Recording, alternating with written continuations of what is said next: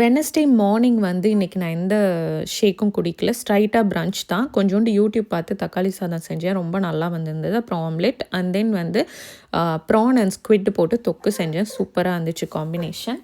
அதுக்கப்புறம் வந்து சாக்லேட் கொஞ்சம் வாங்கலாம் அப்படின்னு வெளியே போயிருந்தோம். வீட்டுக்கு தான் இங்கே எங்களுக்கு பர்சனல் யூஸ்க்காக கொஞ்சம் சாக்லேட் வாங்கலான்னு. இப்போது வேலண்டைன்ஸ் டேக்காக நிறைய ஹேம்பர்ஸ் போட்டிருக்காங்க. ஸோ அந்த மாதிரி ட்ரை பண்ணி பார்க்கலாம் அப்படின்னு போயிருந்தோம். பட் ரேட் ரொம்ப ரொம்ப ஜாஸ்தியாக இருந்துச்சு. ரீசெண்டாக வந்து இந்த பிஸ்தாஷி சாக்லேட் வந்து எங்கள் வீட்டில் ரொம்ப பிடிச்சிருக்கு. ஸோ அவங்களும் பார்த்துட்டு இருந்தாங்க. அந்த பிஸ்தாஷியில் ஃப்ளேவர்ஸ் பிஸ்தாஷி ஃப்ளேவர்லேயே டிஃப்ரெண்ட் பிராண்ட் வந்து இப்போது இன்ட்ரடியூஸ் பண்ணியிருக்காங்க. பட் வந்து ரேட் ரொம்ப ரொம்ப காஸ்ட்லி, லைக் €9 அந்த மாதிரி போட்டிருந்தாங்க.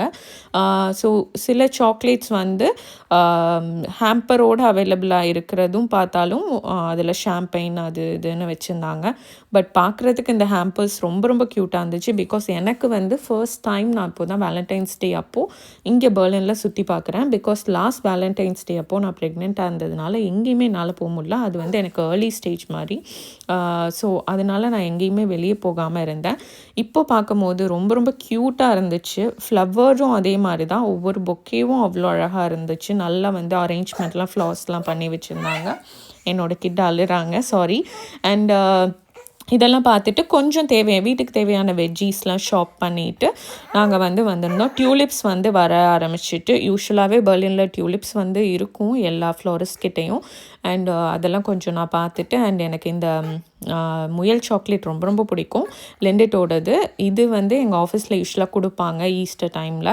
இது வந்து என்னோடய ஃபேவரெட். அண்ட் இப்போது வந்து நான் சுகர் எடுத்துக்கிறதில்ல, அதனால் அதை அப்படியே ஸ்டாப் பண்ணிட்டேன். அதுக்கப்புறம் நாங்கள் வீட்டுக்கு வந்துட்டோம். வீட்டுக்கு வந்து தோசை ஊற்றி மில்லட் மாவு அரைச்சிருந்தேன்ல, அதில் வச்சு தோசை ஊற்றிட்டு அண்ட் கொஞ்சோண்டு ப்ரான் தொக்கு வச்சு சாப்பிட்டுட்டு இன்றைக்கி டின்னர் முடிச்சாச்சு.